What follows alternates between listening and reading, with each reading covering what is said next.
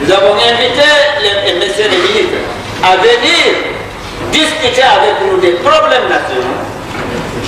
Il faut qu'on ait l'honnêteté morale, quand on leur a posé des questions, de rester pour écouter les réponses. C'est tout à fait normal, c'est moral. Je proteste véhémentement contre les propos tenus par le député Alpha Condé. Je ne suis pas ici pour faire du théâtre. Je proteste énergiquement. Je ne voudrais plus qu'il recommence de parler comme cela. Je lui interdis catégoriquement de parler comme cela. Et je voudrais que vous rappeliez à cette occasion à chacun de faire preuve de réserve dans son langage. Je n'accepte pas. C'est ce que je voulais dire, Monsieur le Président. Je vous remercie.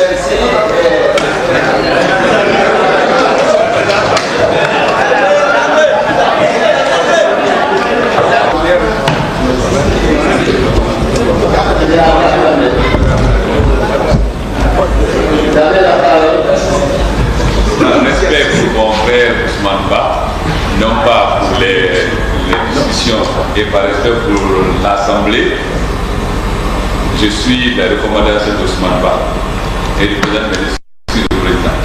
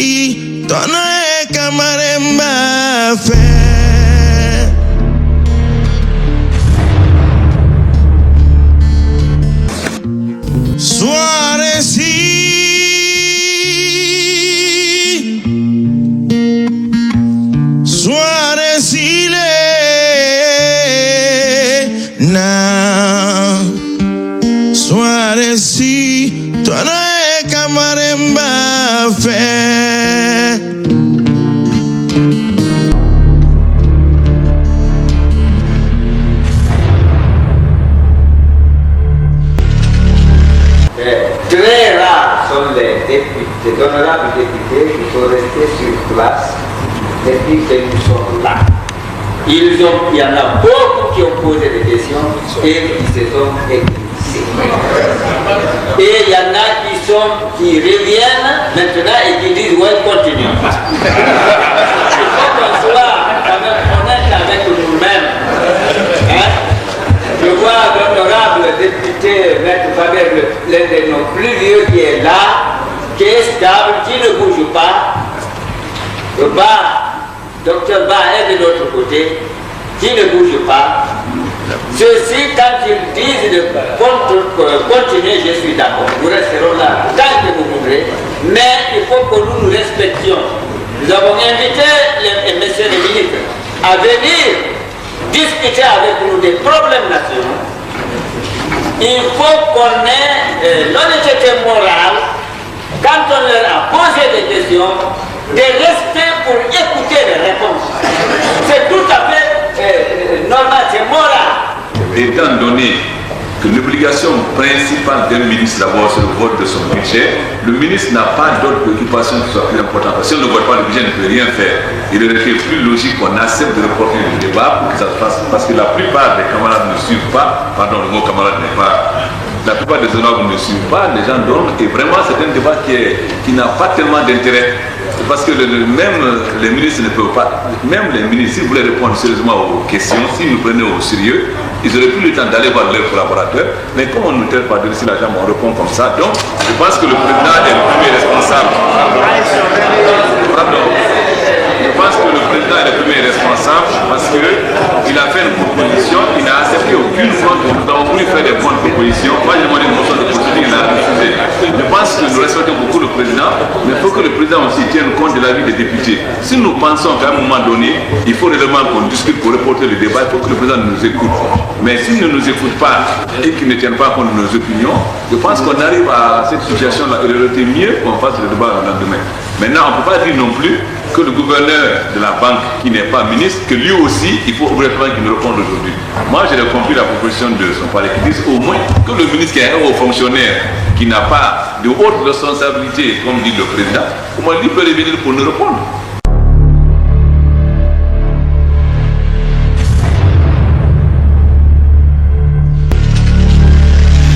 J'aimerais, avant qu'on continue le débat sur ce document, le ministre de la Justice, qui a fait un projet de loi sur les armes, c'est un problème important, nous fasse tenir l'état des armes autorisées sur le territoire. Parce que nous sommes en train de penser comme ça, on ne sait pas à partir de quel péril on nous demande de voter des textes si contraignants. Et j'aimerais prier l'Assemblée nationale de demander au ministre de la Justice de nous soumettre un rapport avant l'adoption définitive du texte et de venir nous expliquer l'état des armes dans le pays. Ça ne peut faire l'objet, ça ne peut conserver la loi que dans la mesure où c'est réuni à des fins d'agression. Il faut que ce contexte soit créé.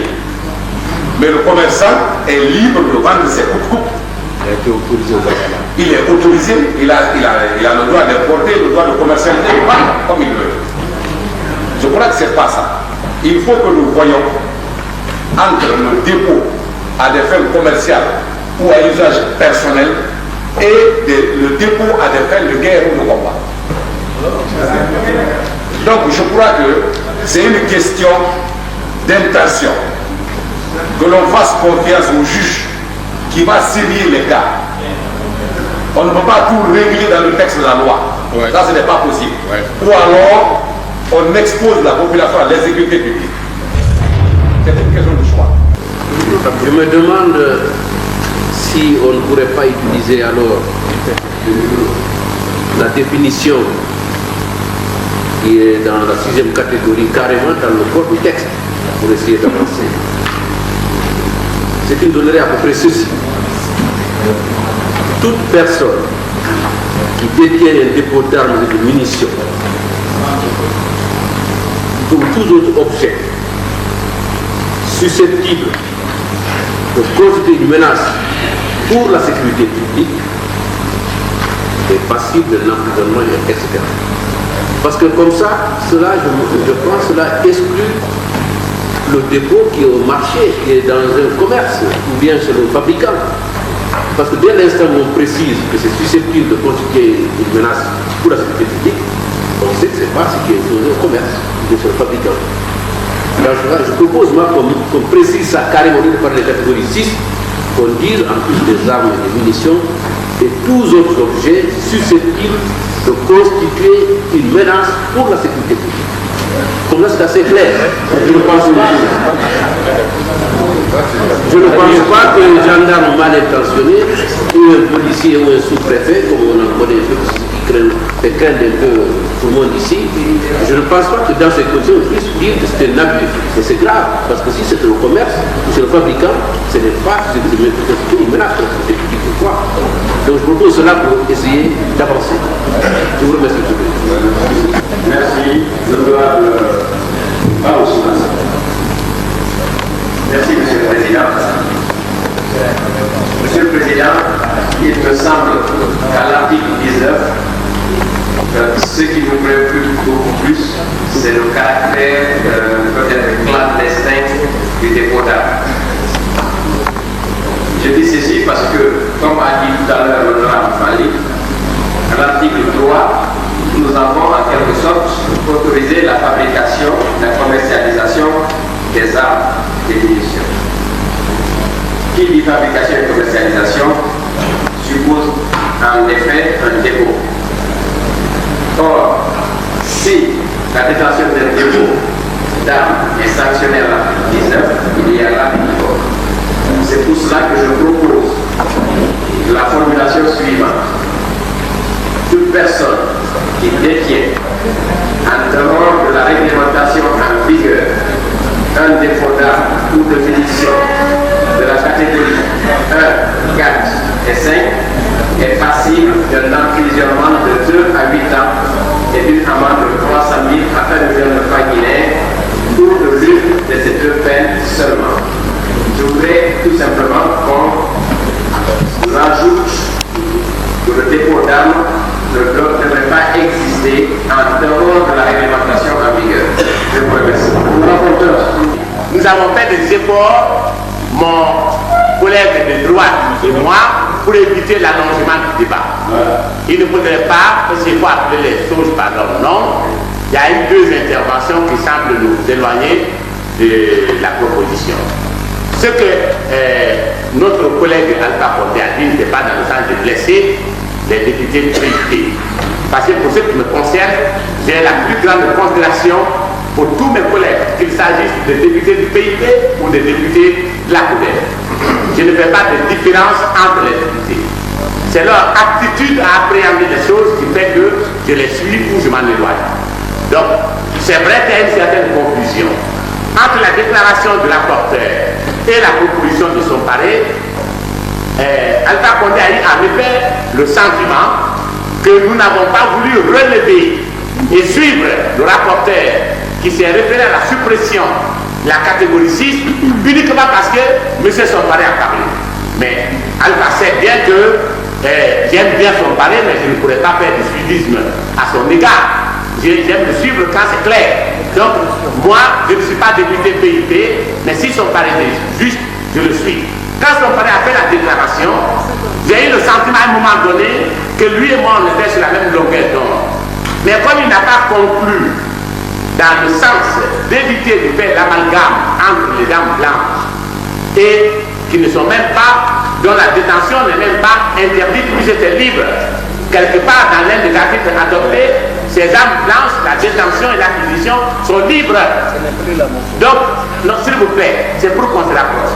Donc, tout ce qui a été dit ici, si on s'était donné la peine d'aller vers la synthèse il y a longtemps, on aurait déjà voté.